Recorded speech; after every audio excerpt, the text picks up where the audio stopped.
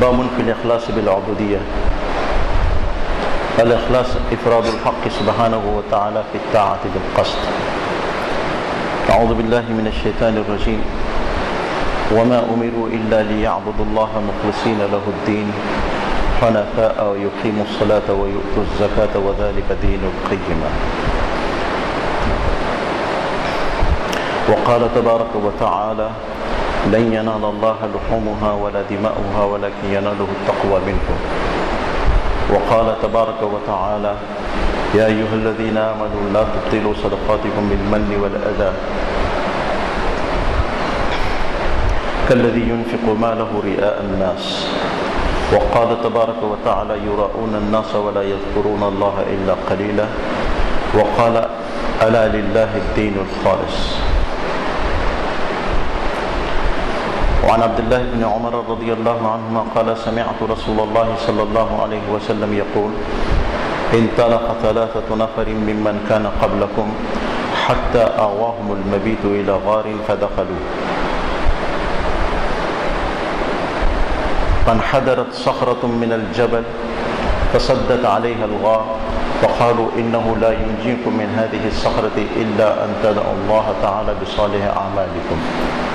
قال رجل منهم اللهم إن كان لي أبوان شيخان كبيران كنت لا أقبل قبلهما أهلا ولا مالا فناء بي طلب الشجر يوما فلم أروح عليها حتى ناما فحلبت لهما غبوقهما فوجدتهما نائمين فكرهت أن أوقدهما وأن أغبق قبلهما أهلا أو مالا فلبثت والقدح على يدي وأنتظر استيقاظهما حتى برق الفجر والصبية يتضاغون عند قدمي فاستيقظا فشرب غبوقهما اللهم إن كنت فعلت ذلك ابتغاء وجهك ففرج عنا ما نحن فيه من هذه الصخرة فانفجرت شيئا لا يستطيعون الخروج منه إلى آخر الحديث.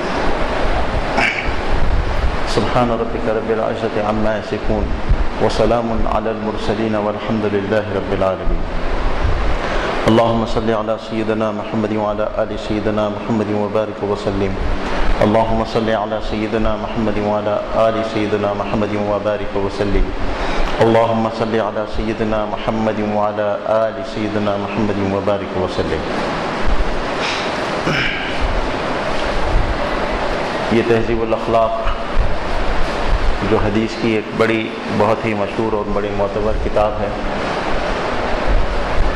اس کا ایک معنی میں یوں سمجھ لیجیے کہ گویا درس چل رہا ہے. پہلا باب جو آیا تھا وہ توحید کے بارے میں تھا، اور میں نے جیسے عرض کیا کہ ہر نبی کی آمد کا مقصد انسانوں کو اخلاق کو بنانا اور ان کے اخلاق کو سدھارنا ہے. جو اچھے اخلاق ہوتے ہیں ان کو فضائل کہا جاتا ہے، فضائل اخلاق، اور جو برے اخلاق ہوتے ہیں، ناپسندیدہ اخلاق، عادات، اطوار یا کیفیات، ان کو رذائل اخلاق کہا جاتا ہے. تو رذائل اخلاق کا نکالنا اور فضائل اخلاق کا بنانا اور سنوارنا یہ نبیوں کی بعثت کا مقصد ہوتا ہے. اور حضور اکرم صلی اللہ علیہ وسلم نے بھی اپنی بعثت کا مقصد یہی بیان فرمایا. آپ نے فرمایا کہ بعثت لأتمم مکارم الاخلاق، میں اچھے اخلاق پائے تکمیل تک پہنچانے کے لیے بھیجا گیا. تو دنیا کی کوئی اچھی عادت نہیں ہے جو آپ نے جس کی تعلیم قولاً اور عملاً امت کو اور انسانیت کو نہ دی ہو، اور کوئی بری بات یا بری عادت یا بری کیفیت یا برے اخلاق نہیں ہے جس سے آپ نے روکا نہ ہو.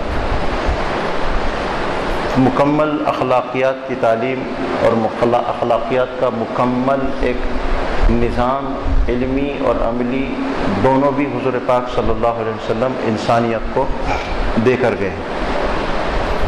اتنا جامع وہ نظام ہے کہ اب اس امت کو اخلاقیات کے سلسلے میں کبھی کسی کی طرف دیکھنے کی ضرورت نہیں ہے۔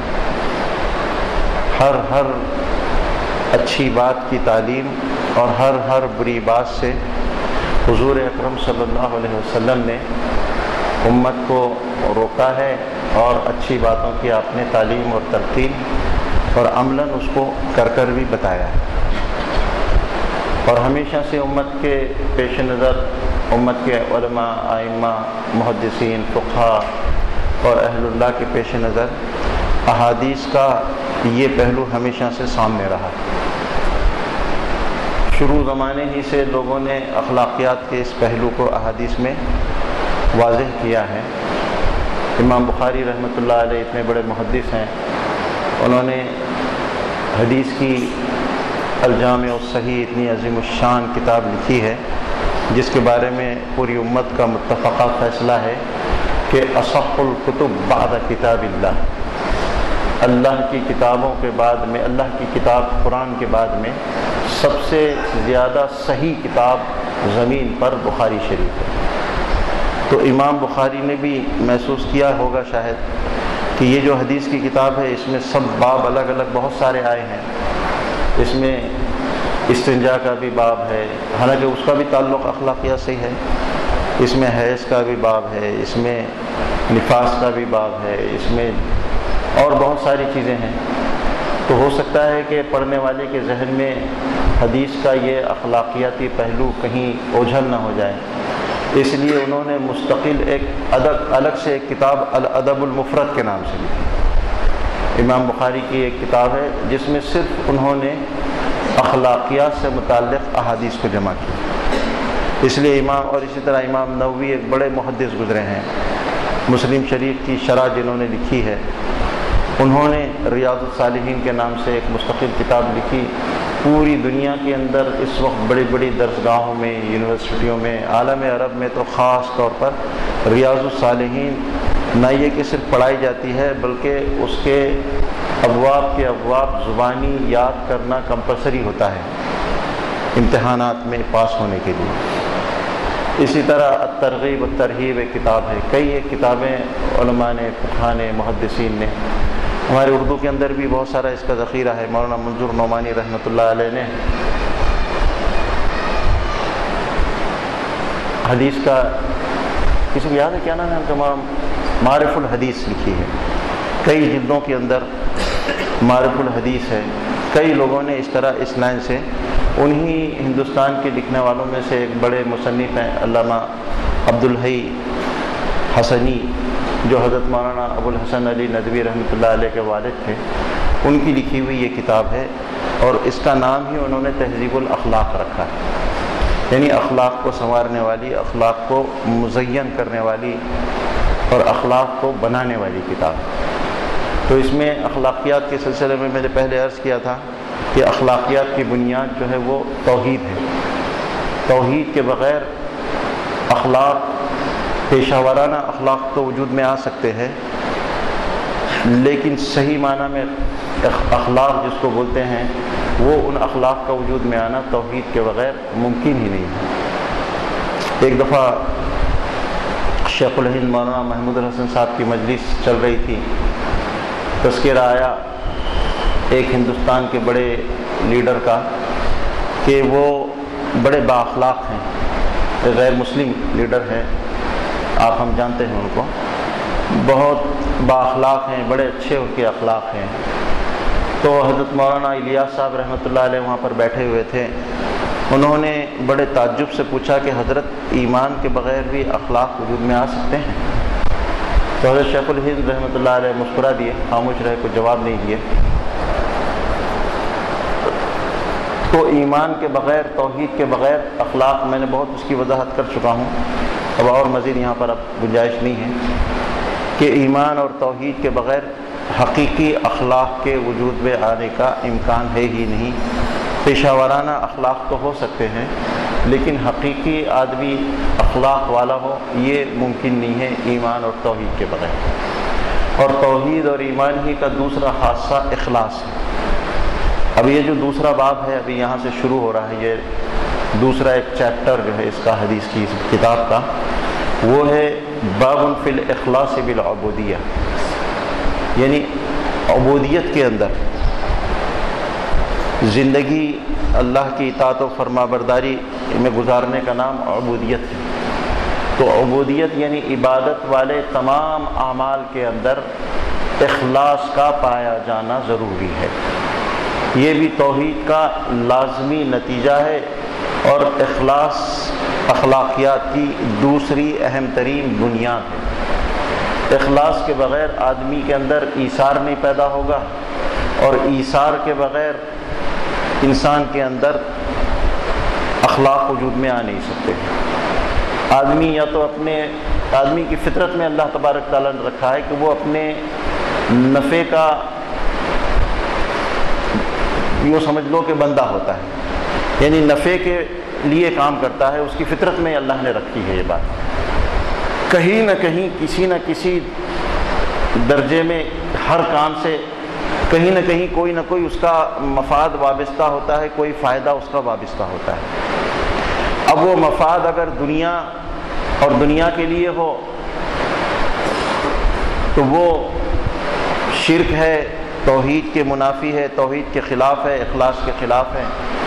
اور وہ مفاد اور وہ نفع کا حاصل کرنے کا جو اندر کا جذبہ ہے وہ اللہ کی رضا اور اس کا قرب حاصل کرنے کے لیے ہو تو یہ توحید ہے، یہ اخلاص ہے۔ نفع تو آدمی ہر حال میں چاہے گا، وہ تو بہت اونچا مقام ہے کہ آدمی کسی نفع ہی کے لیے، اس لیے اللہ نے اگر انسان کی یہ فطرت کے اندر نفع کی طرف لپکنے کا مزاج نہ ہوتا تو قرآن پاک میں اتنا اللہ تبارک تعالیٰ جنت کی نعمتوں کو بیان نہیں کرتا۔ یہ جو اتنی تفصیل سے قرآن پاک میں جنت کی نعمتوں کو بیان کیا گیا ہے، یہ انسان کے اندر کے اس فطری مزاج کی رعایت میں بیان کیا گیا ہے۔ اس کی فطرت میں یہ ہے کہ یہ ایک راحت والی، چین سکون، آسائشوں والی زندگی چاہتا ہے۔ عام انسانوں کی فطرت یہ ہے کہ وہ تکلیفوں کو ناپسند کرتے ہیں، ذلت رسوائی کو ناپسند کرتے ہیں، عزت شان شوکت کو پسند کرتے ہیں۔ سب کی یہ فطرت ہے، ہر انسان کی فطرت میں یہ داخل ہے کہ وہ راحت کو، آسائش کو چاہتا ہے، پسند کرتا ہے۔ تو راحتوں، آسائشوں کی وہ شکلیں جو دائمی ہیں اور جو ابدی ہیں، ان کو اللہ تبارک تعالیٰ نے قرآن پاک میں جنت اور جنت کی نعمتوں کی شکل میں بہت تفصیل سے بار بار بیان کیا۔ وہی انسان کی اندر کی فطرت۔ اچھا، پھر عجیب و غریب بات ہے کہ یہ ایک عام طور پر ہم کو اس کا اندازہ نہیں ہے، لیکن بعض مفسرین اس طرف گئے ہیں، انہوں نے جب گہرائی سے قرآن پاک کا مطالعہ کیا ہے اور جنت اور جنت کی نعمتوں کا مطالعہ کیا تو انہوں نے اس بات کو بھی پایا ہے کہ جنت کی نعمتوں کو جو اللہ نے بیان کیا ہے اور جنت کی تفصیلات جو قرآن پاک میں بیان کی ہیں، وہ اس میں عجمی اور عربی دونوں ذوق کا خیال رکھا گیا۔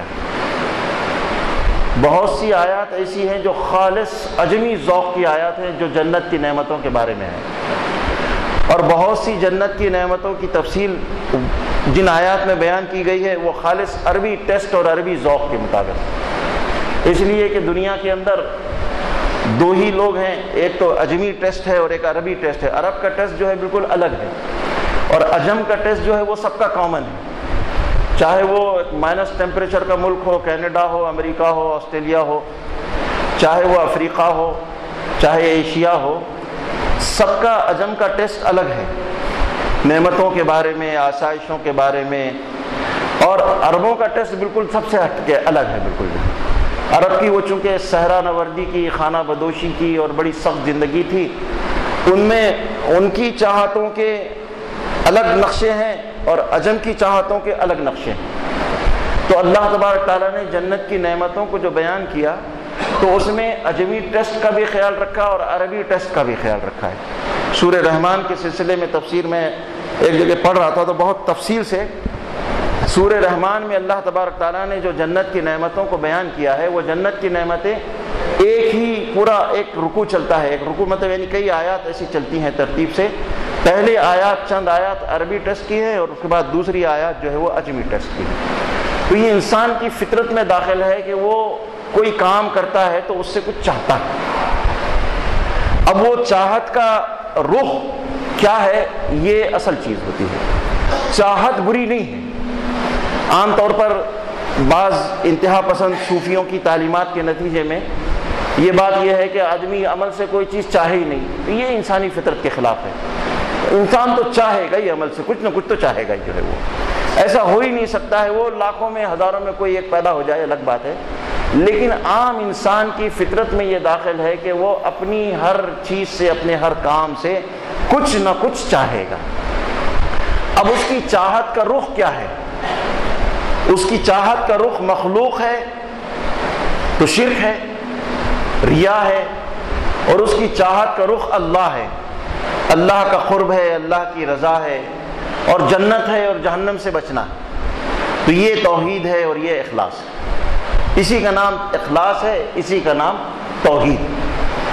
تو اسی کو محنت کر کے اس کو بدلنا ہے۔ انسانی فطرت میں ایک تو میں نے جیسے عرض کیا، کسی پر جانثاری کی اور کسی پر نثار ہو جانے کی ایک بڑا طاقتور جذبہ بھی ہے انسان کے اندر میں۔ اب وہ جو جانثاری اور کسی کو خوش کرنا، کسی کو راضی کرنا، اور کسی کے لیے کچھ کرنا، اور کسی کی آنکھوں کو، کسی کے دل کو ٹھنڈک پہنچانے کے لیے کچھ کرنا، یہ انسانی فطرت اور انسانی مزاج میں ہے۔ لیکن شیطان یہ کرتا ہے کہ اس کے رخ کو بدل دیتا ہے۔ رخ بدل گیا تو ریاکاری اور شرک، اور رخ صحیح ہو گیا تو توحید اور اخلاص۔ اور توحید اور اخلاص ایک ہی سکے کے دو رخ ہیں، یہ توحید ہے اور یہ اخلاص ہے۔ اور جیسے توحید زبان کے صرف اعتراف کا نام نہیں ہے، اعلان کا نام نہیں ہے، ویسے اخلاص بھی صرف زبان کے اعتراف اور زبان کے اعلان کا نام نہیں ہے، وہ ایک راز ہے۔ حدیث قدسی ہے، اللہ تبارک تعالیٰ نے فرمایا کہ توحید میرے رازوں میں سے ایک راز ہے، اور جس بندے سے میں محبت کرتا ہوں اس کے دل میں فرمایا کہ اخلاص میرے رازوں میں سے ایک راز ہے، حدیث قدسی ہے۔ اور جس بندے سے میں محبت کرتا ہوں اس کے دل میں اخلاص ڈال دیتا ہوں۔ اخلاص کا پیدا ہونا اتنا آسان بھی نہیں ہے، کہتے ہیں کہ سب سے آخر میں آتا ہے اور سب سے پہلے چلا جاتا ہے۔ تو جس بندے سے میں محبت کرتا ہوں میں اس کے دل میں اخلاص کی کیفیت کو ڈال دیتا ہوں۔ تو یہ معلوم یہ ہوا کہ اخلاص ایک ایسی چیز ہے کہ جس کی حقیقت وہ قیامت ہی میں کھلنے والی ہے۔ کوئی انسان دنیا میں اپنے کسی عمل کے بارے میں یہ دعویٰ نہیں کر سکتا ہے کہ وہ مخلص ہے۔ کون مقبول ہے، کون مردود ہے، بے خبر کیا تجھ کو کیا کون ہے، جب تلیں گے عمل میزان پر تب کھلے گا کہ کھوٹا کھرا کون۔ تو اخلاص کا معاملہ یہ اللہ کے رازوں میں سے ایک راز ہے، یہ بندے اور اللہ ہی کے بیچ میں ہے، اور بندہ بھی نہ معلوم کہاں کون سا عمل اس کے، کون سی کھوٹ اس کے اندر پیدا ہو رہی ہے۔ کئی مرتبہ ایسا ہوتا ہے کہ بندے کو بھی اس کا علم نہیں ہوتا ہے کہ کہاں کس عمل میں اس کے کس وجہ سے کھوٹ پیدا ہو گئی۔ تو اخلاص کا تعلق بہت ہی نازک ہے، اور اخلاص اور توحید دونوں ایک توحید ایک سکے کے دو رخ ہیں۔ تو یہ جو دوسرا باب ہے آج کا، یہ اخلاص فی العبودیہ کا باب ہے۔ پہلے یہ اخلاص کی تعریف کر رہے ہیں کہ افراد الحق سبحانہ وتعالی فی الطاعۃ بالقصد، بہت ہی جامع اس کی ایک ڈیفینیشن اور تعریف ہے۔ اللہ تبارک تعالی کو الگ کر دینا، بالکل افراد، بالکل الگ کر دینا اللہ کو ہر اپنی طاعت کے اندر بالقصد اور بالارادہ، ارادے کے ساتھ میں، نیت اور ارادے کے ساتھ میں جو عمل آدمی کرے وہ تنہا صرف اور صرف اللہ کے قرب حاصل کرنے کے لیے اور اللہ کی رضا کے لیے۔ اور میں نے جیسے عرض کیا کہ اللہ کے قرب اور اللہ کی رضا کا مظہر وہ جنت ہے، اسی لیے جنت کے حصول کے لیے بھی کرنا، وہ بہت بڑے لوگ ہیں جن کے لیے جو کہا کرتے تھے کہ جنت کے حصول کے لیے بھی آدمی عمل نہ کرے، لیکن ہم جیسے لوگوں کے لیے یہ مسئلہ نہیں۔ ہمارے جیسا انسان چونکہ وہ اللہ کی قرب کی ایک جگہ ہے، اللہ کے دیدار کی ایک جگہ ہے، اللہ کے مقام، اللہ کی رضا کا ایک مظہر ہے، اللہ کی خوشنودی کا ایک مظہر ہے، اور انسانی فطرت یہ ہے، میں نے جیسے عرض کیا کہ انسانی فطرت نفع کی متلاشی ہوتی ہے۔ اب وہ نفع دائمی شکل میں جنت کی شکل میں ہے، چاہے اس کے لیے آدمی کرے اللہ کی خوشنودی کے لیے، چاہے وہ نفع دنیا کی شکل میں ہے مخلوقات کو خوش کرنے کے لیے ہے، چاہے اس کے لیے کرے۔ اب یہ ہے کہ انسان اپنے قصد اور اپنے ارادے سے، بالقصد کہا گیا، اپنے قصد اور اپنے ارادے سے ہر عمل میں پہلے اللہ کو الگ کر دے مخلوق سے، اس لیے کہ انسان کے اندر کے باطن کی وجہ سے، اس کے نفس کی خباثت اور گندگی اور شیاطینی تصرفات کی وجہ سے خالق اور مخلوق گڈمڈ ہوتے ہیں۔ بالکل خالق کو مخلوق سے الگ کر دینا اور مخلوق کو خالق سے الگ کر دینا، اور خالق کی رضا اور خوشنودی کے لیے کام کرنا، یہ اخلاص ہے۔ اور اس کے بغیر اللہ کے دربار میں کوئی عمل مقبول نہیں ہوتا ہے، بلکہ آدمی کا وہ عمل اس کے لیے وبال جان ہے جو غیر اللہ کو خوش کرنے کے لیے کیا جائے۔ کوئی عمل اللہ کے دربار میں مقبول نہیں ہے۔ پہلی آیت جو انہوں نے یہاں پر لکھی ہے کہ وَمَا أُمِرُوا إِلَّا لِيَعْبُدُوا اللَّهَ مُخْلِصِينَ لَهُ الدِّينَ، پچھلی امتوں کے بارے میں اللہ نے فرمایا ہمیشہ سے ہم نے یہ تعلیمات انسانوں کو دی ہے، یہ یہود اور نصارہ کے بارے میں ہے، اور تمام کی تمام امتوں کو اللہ تبارک تعالیٰ کی طرف سے یہ تعلیمات دی گئی ہیں کہ وَمَا أُمِرُوا إِلَّا لِيَعْبُدُوا اللَّهَ، کہ اللہ کی عبادت مخلصین لہ الدین، اپنے جذبہ اطاعت گزاری اور فرما برداری کو خالص کرتے ہوئے۔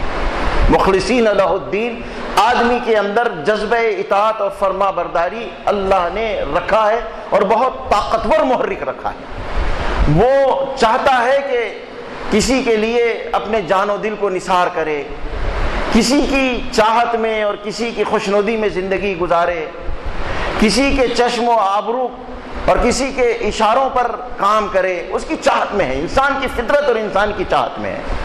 وہ کسی کو خوش کرنے کا ایک بے پناہ اور طاقتور محرک اللہ نے انسان کے اندر رکھا ہے۔ تو وہ جو طاقتور محرک ہے اندر، وہ طاقتور محرک صرف ایک اللہ کے لیے ہونا چاہیے۔ وَمَا أُمِرُوا إِلَّا لِيَعْبُدُوا اللَّهَ مُخْلِصِينَ لَهُ الدِّينَ حُنَفَاءَ، سب سے کٹ کر۔ حنیف کہتے ہیں ہر کسی سے کٹ جائے آدمی، ہر کسی سے ہٹ کٹ بچ کر جو ہے صرف ایک اللہ کی طرف رہے، محفل میں رہے، مجلس میں رہے، بازار میں رہے، گھر میں رہے، مجلس میں رہے، لیکن ایک اس کی اللہ کے ساتھ میں ایک خلوت ہمیشہ رہے، ہر وقت ایک کیفیت رہے کہ وہ جلوت میں بھی رہے تو خلوت میں رہے، ہر حال میں وہ بازاروں میں بھی رہے تو ایک اس کا پورا وجود کٹا ہوا اللہ کے ساتھ میں جڑا ہوا رہے۔ اور اس کی مشق کرنی پڑے گی۔ جو مخلصین کے ساتھ میں رہ کر، جنہوں نے محنتیں کی ہیں اخلاص کے حاصل کرنے کے لیے، مخلصین کی صحبتوں میں رہ کر اور بہت دیر تک اور بہت لمبے عرصے تک خلوتوں میں رہ کر، تنہائیوں میں رہ کر اپنے باطن کو اور اپنے اندرون کو اتنا یکسو کر لینا ہے کہ وہ پھر اس کو باہر کی کوئی چیز ڈسٹرب نہ کرے۔ شرک اور ریاکاری باہر کی چیزوں کا ڈسٹربنس ہے، اور توحید اندر کی یکسوئی کا نام ہے، اور اخلاص اندر کی یکسوئی کا نام ہے۔ اتنی محنت کرے آدمی، اتنی محنت کرے کہ اندر سے یکسو ہو جاوے، اور یہ حاصل ہوگا اہل اللہ کی صحبت سے اور بہت لمبی خلوتوں میں بیٹھنے سے۔ اور ہمارا مسئلہ یہ ہے کہ ایک تو ہم کو مخلصین کی صحبت نصیب نہیں ہے، دوسری یہ ہے کہ ہم تنہائی سے متوحش ہیں، خلوتوں سے متوحش ہیں، اتنی جلوتوں میں رہتے ہیں۔ اب تو خلوتیں بھی جلوتوں سے زیادہ مہلک اور خطرناک ہو گئی ہیں، انٹرنیٹ کی وجہ سے، موبائل کی وجہ سے، اور موبائل کے وہ ساری چیزوں کی وجہ سے۔ اب تو یہ ہو گیا ہے کہ آدمی جلوت میں رہے تو شاید اچھا ہے، خلوت اتنی مہلک اور اتنی زہر آلود اور اتنی خطرناک ہو گئی ہے۔ لیکن خلوتوں کے حصول کے بغیر آج کل ہماری خلوتوں کو تباہ کرنے والے بہت سے اسباب پیدا ہو گئے، خاندانی روابط، ضوابط، جس کو ڈسٹرکشن کہتے ہیں، ایک عالم دین نے بڑا اچھا مضمون لکھا تھا. انہوں نے لکھا تھا کہ جو ہماری اندر کی یکسوئی ختم ہو گئی ہے، اس کے ڈسٹرکشن کے اور اس کی بربادی کے جو اسباب ہیں، ایک تو بہت زیادہ فنکشنز خاندانوں میں، پہلے اتنی زیادہ فنکشنز نہیں ہوا کرتے تھے.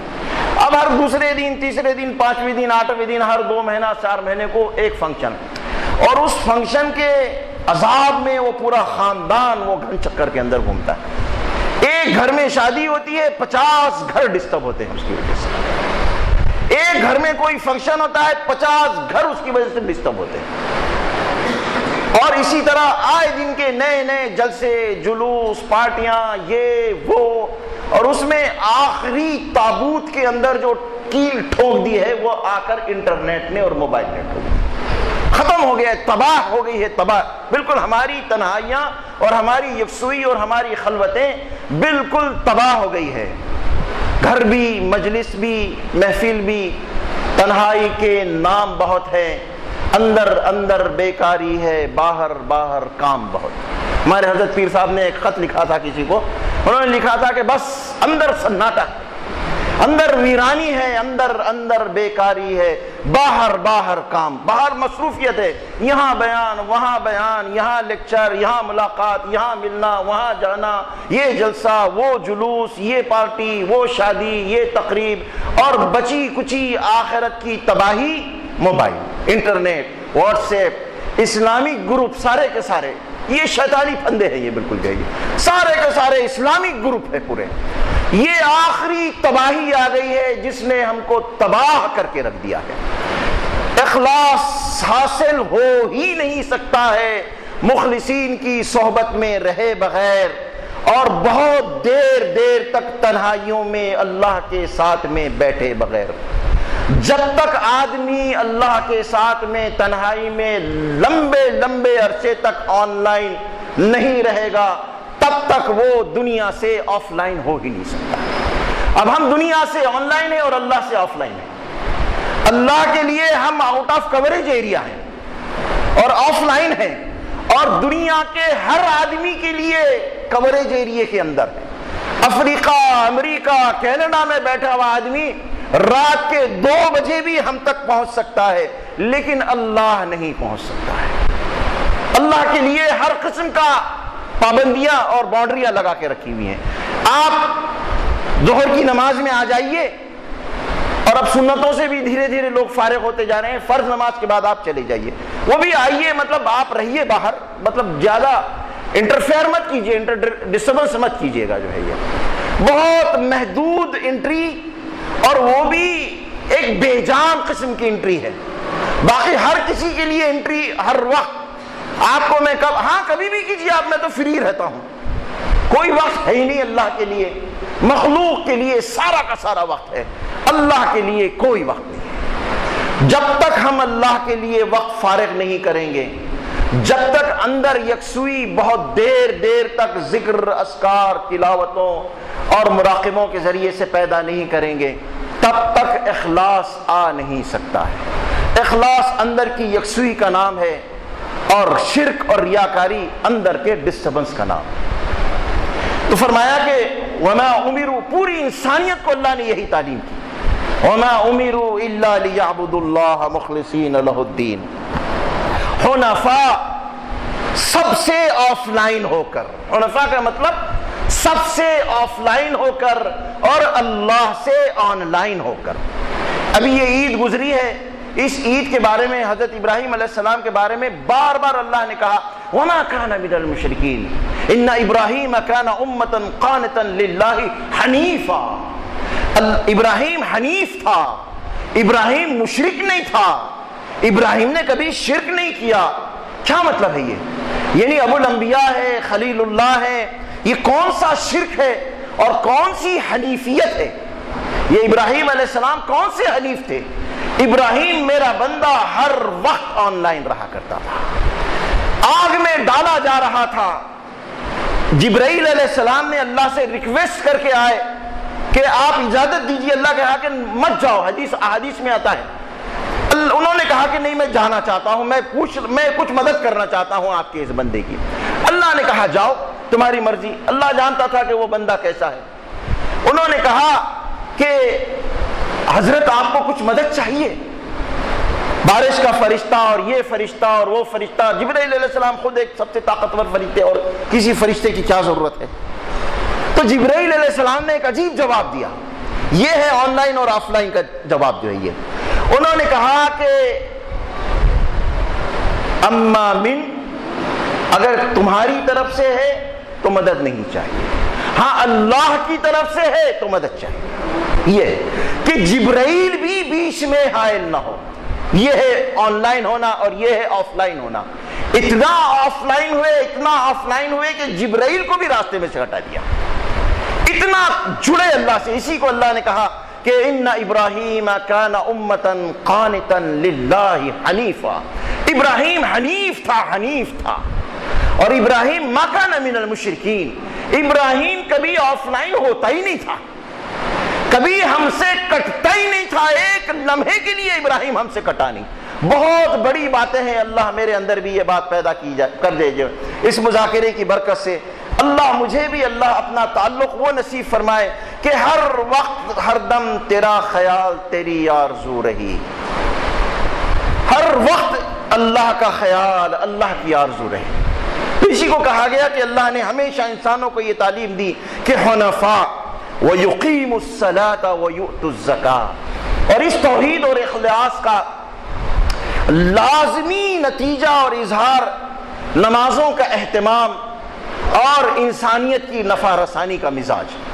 اسی کا عنوان ہے اقامت الصلاۃ و ایتاء الزکاۃ۔ یہ دو عنوانات ہیں، اقامت صلاۃ، نمازوں کا اہتمام، اللہ سے اس جڑنے کا عملی اظہار، اور ایتاء زکوٰۃ مخلوق کی نفع رسانی کا مزاج۔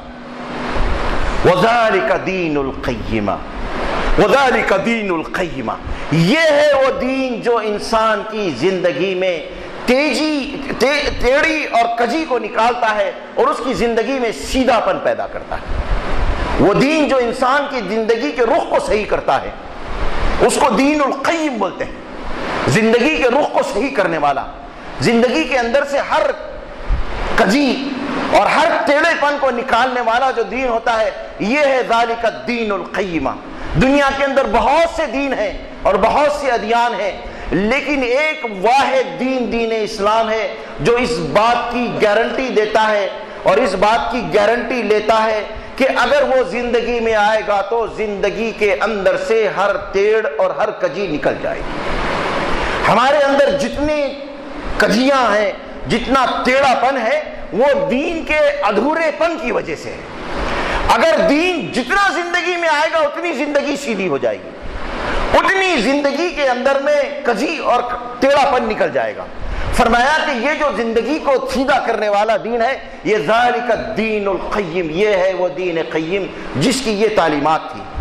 اور اسی طرح دوسری آیت ہے جس کا ابھی یہ جو گزرا ہے یہ مہینہ اور یہ جو ہمارا ایک بہت بڑے عمل سے الحمدللہ ہم لوگ فارغ ہوئے ہیں کہ لن ینال اللہ لحومها ولا دماؤها۔ دیکھو کوئی عمل کی ظاہری شکل اللہ کے پاس میں پہنچتی نہیں، نہ قربانی کا گوشت پہنچتا ہے نہ قربانی کا خون پہنچتا ہے، وَلَكِنْ يَنَالُهُ التَّقْوَى مِنْكُمْ، بلکہ تمہارے دل کی کیفیت پہنچتی ہے، تمہارے دل کے اندر اللہ کی نافرمانی سے بچنے کا جو طاقتور جذبہ پرورش پاتا ہے اور اللہ کو خوش کرنے کا جو جذبہ پرورش پاتا ہے، وہ جذبہ اللہ کے دربار میں پہنچتا ہے۔ اعمال اپنی کیفیت کے ساتھ میں اللہ کے پاس میں پہنچتے ہیں۔ احادیث میں آتا ہے کہ ایک دفعہ ایک نماز کے اندر ایک صحابی نے جب رکوع سے نبی اکرم صلی اللہ علیہ وسلم نے سر اٹھایا تو انہوں نے اس سے پیچھے کہا ایک عجیب کیفیت میں کہ ربنا لک الحمد حمدا کثیرا طیبا مبارکا ملء السماوات وملء الارض وملء ما بینہما وملء ما شئت ربنا۔ جب انہوں نے یہ الفاظ کہے، نماز سے آپ فارغ ہوئے تو آپ نے پوچھا کہ کس نے کہا یہ جو کلمات ابھی نماز کے اندر رکوع میں کہے گئے، یہ کس نے کہے؟ وہ اپنی کیفیت کو چھپا نہیں سکے کیفیت جیسے ابل پڑی اندر سے ان کی جو ہے وہ اخلاص کی، وہ جانثاری کی کیفیت، وہ اللہ کی تعریف کرنے کی کیفیت، وہ بے پناہ اندر کا جو جذبہ محرک ہے، میں نے عرض کیا وہ جیسے ابل پڑا جو ہے۔ تو آپ نے پوچھا کہ کس نے بولا یہ؟ تو وہ ڈرے بیچارے، شاید کوئی غلط بات ہو گئی ہے، تھوڑا سا جھجکے وہ پہلے۔ پھر آپ نے پوچھا کہ نہیں بتاؤ کس نے کہا؟ پھر انہوں نے کہا کہ یا رسول اللہ میں نے کہا۔ آپ نے فرمایا کہ جو تم نے یہ الفاظ کہے ہیں اس کو اٹھانے سے اور اس کو لکھنے سے فرشتے قاصر ہو گئے۔ حالانکہ الفاظ کوئی ایسے نہیں تھے، یہ مجھ جیسا ایک کوئی تھوڑی عربی جاننے والا بھی لکھ لے سکتا ہے۔ ان الفاظ کو لکھنے سے اور ان الفاظ کو اٹھانے سے فرشتے قاصر ہو گئے، اور وہ سمجھ نہیں کرے، سب اتنے کنفیوز ہو گئے کہ لکھا جائے تو کیا لکھا جائے اور اس کا ویلیویشن کیا کیا جائے۔ ہر چیز کا ایک ویلیو ہوتا ہے، گھر کا ایک ویلیویشن ہوتا ہے، دکان کا ایک ویلیویشن ہوتا ہے، تو ان الفاظ کا ویلیویشن کیا کیا جائے ان کے سمجھ میں نہیں آیا۔ وہ ان الفاظ کو لے کر اللہ کے دربار میں پہنچے اور انہوں نے کہا کہ یا اللہ آپ کے بندے نے ایک آپ کی تعریف میں یہ الفاظ کہے ہیں، ہمارے سمجھ میں نہیں آتا ہے کہ اس کا ویلیو اور اس کو کس کھانے میں لکھیں۔ اللہ نے فرمایا کہ اس کو چھوڑ دو، اس کی قیمت میں ہی قیامت میں ادا کروں گا۔ تو الفاظ کی اپنی ایک قیمت ہوتی ہے اور الفاظ کا اپنا ایک ویلیو ہوتا ہے۔ اس لیے امام غزالی رحمۃ اللہ علیہ نے لکھا ہے کہ یہ جو احادیث کے اندر آتا ہے کہ ایک انسان بازار کے اندر جائے اور چوتھا کلمہ پڑھے تو اس کے 20 لاکھ گناہ معاف ہوتے ہیں، 20 لاکھ نیکیاں لکھی جاتی ہیں اور 20 لاکھ درجے بلند ہوتے ہیں۔ فرمایا کہ ہر کسی کے نہیں ہوتے، یہ تو آدمی کے اپنے اخلاص پر اس کا انحصار ہوتا ہے، کس درجے اخلاص اور کس درجے توحید کے جذبے کے ساتھ میں، بازار کے ہر نقشے کی نفی کے ساتھ میں۔ یہ جو چوتھا کلمہ ہے، یہ چوتھا کلمہ یہ اللہ کی طاقت کا اثبات ہے اور مخلوق کی ہر طاقت کی نفی ہے۔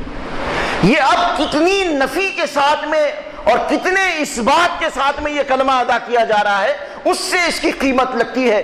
کسی کے صرف 20 گناہ معاف ہوتے ہیں، کسی کے 2000، کسی کے 20,000 اور کسی کے 20 لاکھ ہوتے ہیں۔ یہ تو اندر کی آدمی کی کیفیت ہوتی ہے، وہ اس وزن اس کا ویلیویشن طے کرتی ہے، اور یہی اس کا نام اندر کا اخلاص ہے۔ تو فرمایا کہ لن ینال اللہ لحومها ولا دماؤها ولکن ینالہ التقوی منکم، تمہارا تقوی تمہارے اللہ کے پاس میں پہنچتا ہے۔ اور آپ نے ایک دفعہ ممبر پر کھڑے رہ کر بتا دیا، 3 مرتبہ آپ نے فرمایا کہ التقوی ہا ہونا، التقوی ہا ہونا، التقوی ہا ہونا۔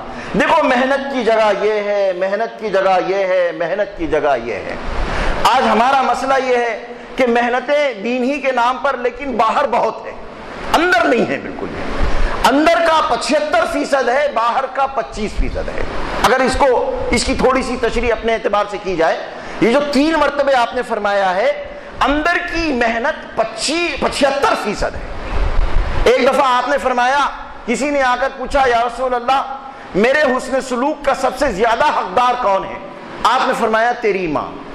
پھر اس نے پوچھا کہ اور کون؟ فرمایا کہ تیری ماں۔ پھر پوچھا کون؟ پھر فرمایا تیری ماں۔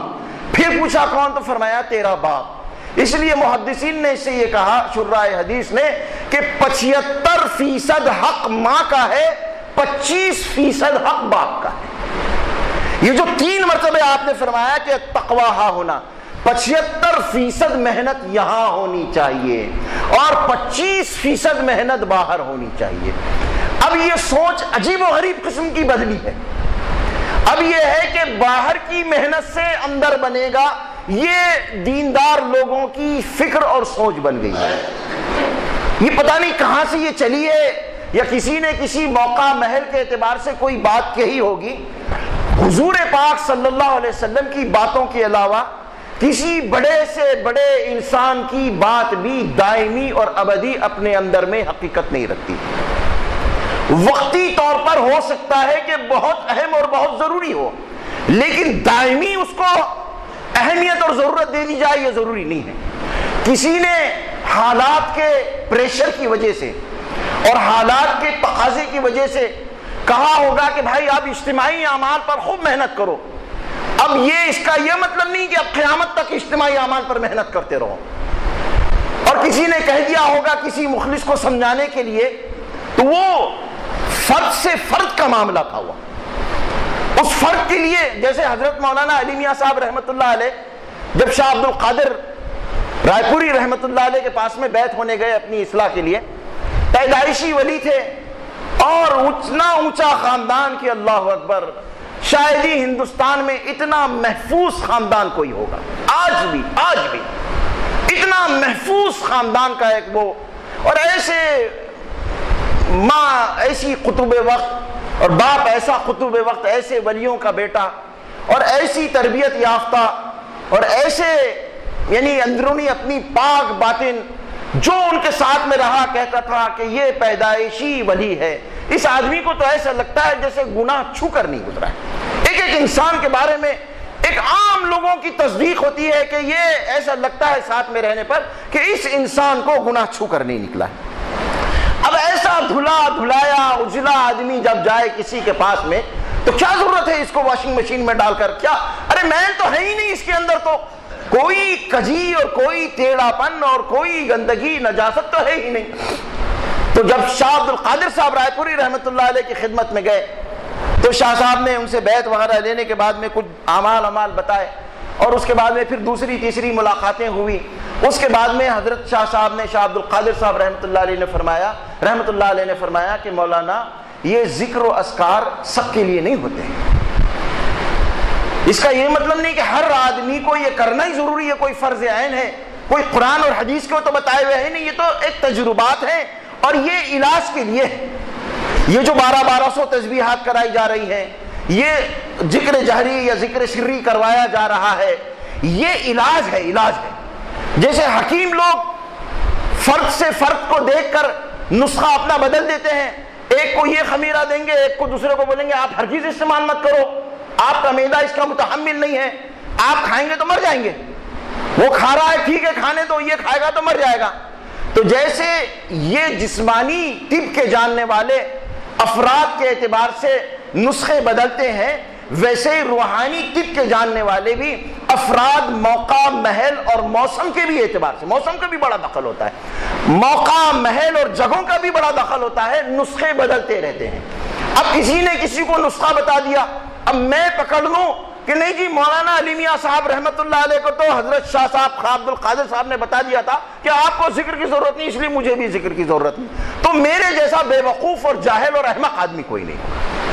وہ ان کے اعتبار سے تھا، یہ میرے اعتبار سے ہے، ہر آدمی کے اعتبار سے بدل جائے گی بات۔ اب یہ ہوا کہ جب اجتماعی محنتیں اس زمانے کے اندر، اجتماعی فساد وجود میں آیا تو اجتماعی محنتیں چلی، تو اجتماعی محنتوں کی وجہ سے کچھ اجتماعی احکام دیے گئے، لیکن وہ اجتماعی احکام وقتی ہیں، دائمی نہیں ہیں، اور موقع محل اور افراد کے اعتبار سے ہیں، ہر کسی کے لیے نہیں۔ اسی لیے محنتوں کے نقشے بدلتے رہتے ہیں۔ نقشہ ایک آج بہت زیادہ مفید اور کارگر ہے، کل کو وہ اپنی افادیت کھو دے گا، پھر کہیں کوئی دوسرا نقشہ اللہ تبارک تعالیٰ کسی اپنے مقبول بندے کے اندر ڈالیں گے۔ اب اس کا یہ مطلب نہیں کہ اگر یہ نقشہ اس زمانے میں وجود میں آیا ہے تو اب قیامت تک یہی نقشہ رہے گا۔ نقشوں کو پکڑنا اور نقشوں پر جمے رہنا ایسے ہی ہے جیسے سانپ چلا گیا اور اس کے نشان کو لکڑی مارتے رہنا، کچھ نہیں ہونے والا ہے، سانپ مرے گا نہیں، کچھ نہیں ہونے والا ہے، اب نشان پر لکڑی مارتے رہو، کچھ حاصل نہیں ہونے والا ہے۔ اب یہ ہوا کہ کبھی کسی نے کہہ دیا اجتماعی اعمال کی کسی کو اہمیت بتانے کے لیے، میں نے جیسے عرض کیا بہت اچھی مثال ہے، مولانا علی میاں صاحب کو شاہ عبد القادر صاحب نے فرمایا کہ آپ اپنے اسفار بالکل بند مت کیجیے۔ ان پر ایک کیفیت تاری ہوئی، انہوں نے کہا کہ حضرت یہ دور دور کے افسار، یہ کانفرنس ہے، یہ محفلیں مجلس ہے، میں اس سے بیزار ہو جاؤں، میں تنہائی میں یکسوئی میں رہ کر میں ندوے میں پڑھانا چاہتا ہوں، اللہ اللہ کرنا چاہتا ہوں۔ شاہ عبد القادر صاحب نے سختی سے منع کیا، کہا ہرگز نہیں، جہاں کا جو تقاضا آئے آپ اپنی سہولت کے مطابق، اپنی صحت کی رعایت کے مطابق جا سکتے ہیں تو آپ جائیں، آپ کے لیے حکم ہے کہ جائیں۔ اور کوئی ایسا عالم دین آیا ان کے پاس میں، اس کو درس تدریس سے بھی منع کر دیا، اس کو واعظ و بیان سے بھی منع کر دیا، اس کو سفر سے بھی منع کر دیا، کہا کہ اب سفر آپ کے لیے مہلک ہے، درس تدریس آپ کے لیے مہلک ہے، واعظ و بیان آپ کے لیے مہلک ہے، جیسے وہی خمیرہ ان کے لیے مقوی ہے، اس کے لیے مہلک ہے۔ اس کے لیے ہلاکت کا سبب ہے، اس کے لیے صحت کا سبب ہے۔ فرمایا کہ آپ جائیں جہاں دنیا کے جس ملک میں آپ کو آئے، تو اس کے بعد میں جب ان کے کہنے پر اب نفس کی تمنا اور نفس کی خواہش نکل گئی، اب کسی کے کہنے پر عمل ہو رہا ہے۔ یہی ہے اخلاص اور یہی ہے تربیت اور یہی اللہ والوں کی توبت کا نتیجہ ہوتا ہے۔ پہلے سفر کرتے تھے تو اس میں کہیں نہ کہیں ڈر تھا کہ اپنی نفس کی چاہت کا دخل نہ ہو جائے۔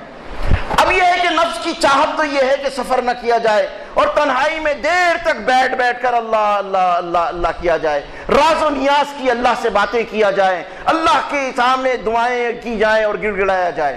لیکن اب اپنے بڑے کا حکم ہے کہ جاؤ۔ اب جب کسی کے حکم پر جا رہے ہیں تو اب خود بخود حفاظت کی تدبیر بن گئی ہے۔ حضرت معاذ بن جبل جب جنگ احزاب کے اندر سخت سردی میں اللہ کے رسول نے آ کر اندھیرے میں آواز دی، رات کی کڑاکے کی سردی کے اندر، ارے کوئی ہے جا کے دشمن کی خبر لائے۔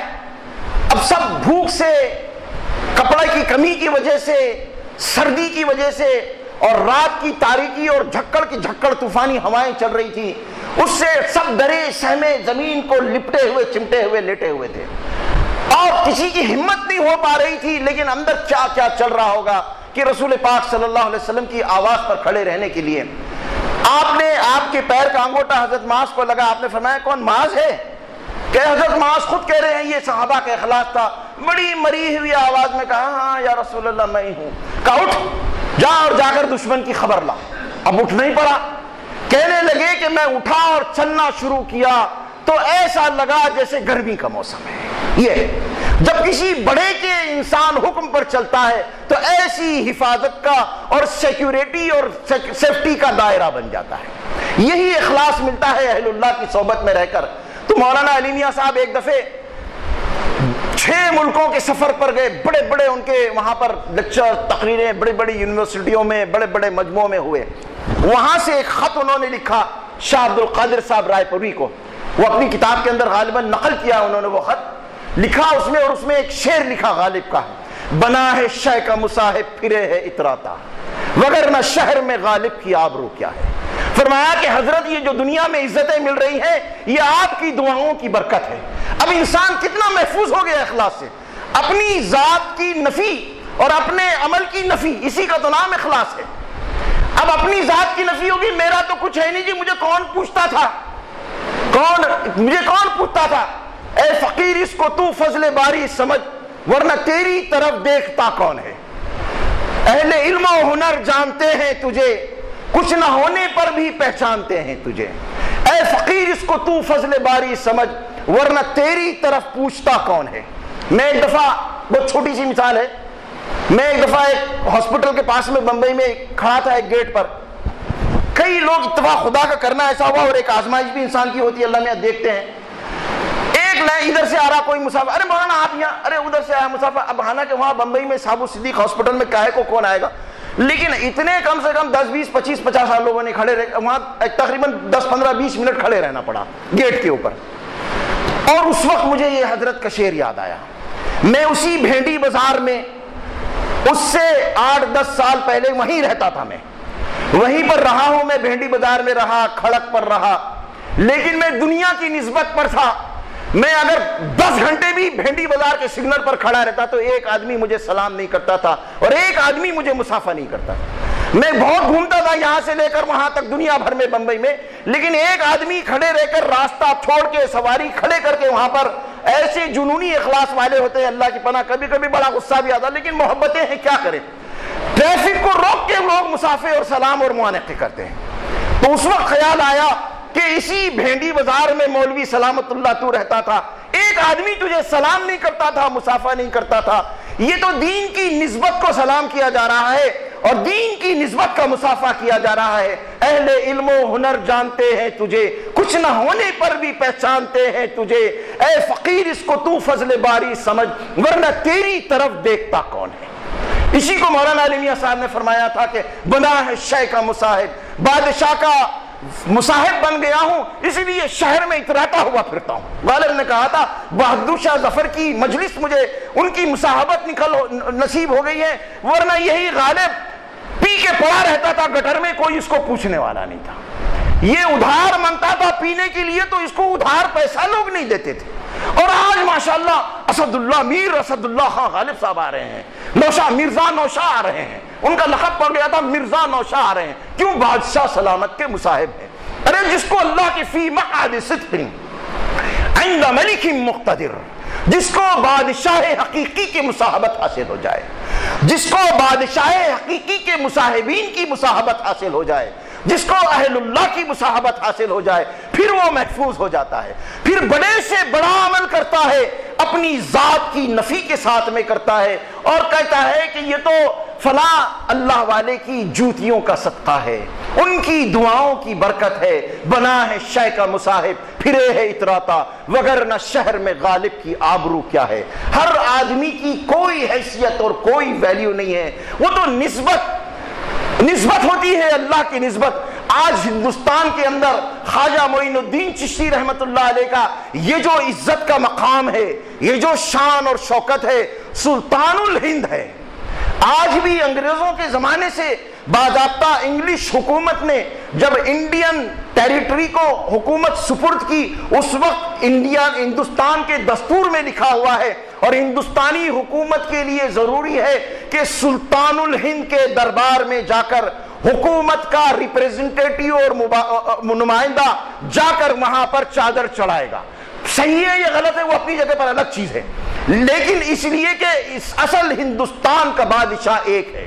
پروفیسر آرنلڈ آیا انگلینڈ سے، اور اس نے رہ کر ہندوستان کے 1000 سالہ اسلامی تاریخ کا مطالعہ کیا، اور الگ الگ ملکوں میں مطالعہ کر کے دی پریچنگ آف اسلام کے نام سے ایک کتاب لکھا، اور اس نے لکھا کہ میں نے ہندوستان میں ایک عجیب چیز دیکھی ہے، وہ یہ کہ ایک شخص ہے جو سویا ہوا 100 سال سے اپنی قبر میں پڑا ہے، لیکن وہ ہندوستان کا بادشاہ بے تاج ہے، اور وہ ہے خواجہ معین الدین چشتی رحمت اللہ علیہ۔ یہ جو خواجہ معین الدین چشتی رحمت اللہ علیہ کو، یہ خواجہ نظام الدین اولیاء رحمت اللہ علیہ کو، یہ ایٹرنل شہنشاہیت جو ملی ہے، یہ قیامت تک چلنے والی جو بادشاہت ملی ہے، یہ بادشاہت کس نسبت پر ملی ہے؟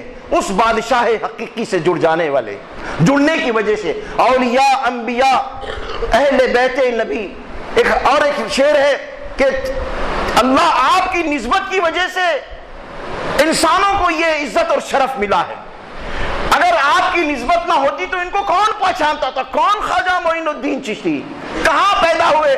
ایسے ہزاروں معین الدین پیدا ہوئے اور مر گئے، اور ایسے ہزاروں نظام الدین پیدا ہوئے اور مر گئے، لیکن یہ نظام الدین اولیاء اور خواجہ معین الدین چشتی، یہ جو ان کو نسبتیں ملی ہے، شیخ عبد القادر جیلانی، جنید بغدادی، سری سختی، فضیل ایاز، یہ ساری کی ساری عزتیں کس وجہ سے ملی ہے؟ عزتوں کے سرچشمے سے جڑے ہیں، اللہ سے جڑے تو اللہ نے زمین میں یہ عزتیں عطا فرمائی ہے، یہ مقبولیت عطا فرمائی ہے، قیامت تک کے لیے مقبولیت عطا فرما دی۔